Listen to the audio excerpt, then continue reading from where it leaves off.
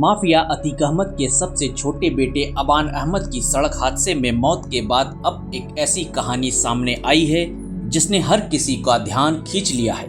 यह कहानी किसी गैंग या अपराध की नहीं बल्कि 3 बेजुबान साथियों की है जिनके नाम है सैंडो, कल्लू और डैनी।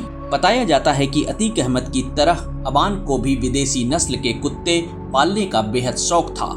परिवार पर मुश्किलों का पहाड़ टूटने के बाद भी वह इन तीनों कुत्तों से मिलने जाता था, उनकी सेहत का हाल जानता था और उनकी देखभाल की चिंता करता था।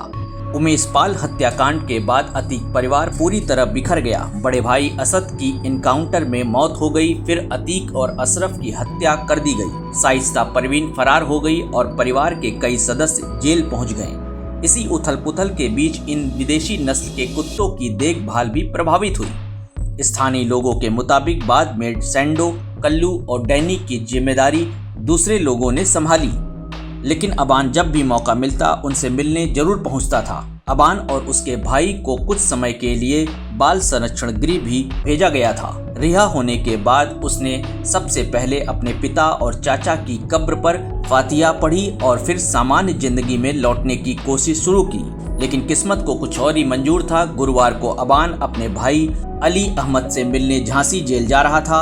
रास्ते में उसकी कार भीषण सड़क हादसे का शिकार हो गई और इस हादसे में अबान की जान चली गई। अब सबसे बड़ा सवाल यही है, जिस अबान को सैंडो, कल्लू और डैनी से इतना लगाव था, उसके जाने के बाद अब इन तीनों बेजुबान साथियों की देखभाल कौन करेगा?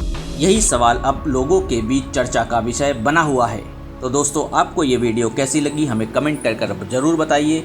चैनल को सब्सक्राइब करना न भूलें। धन्यवाद।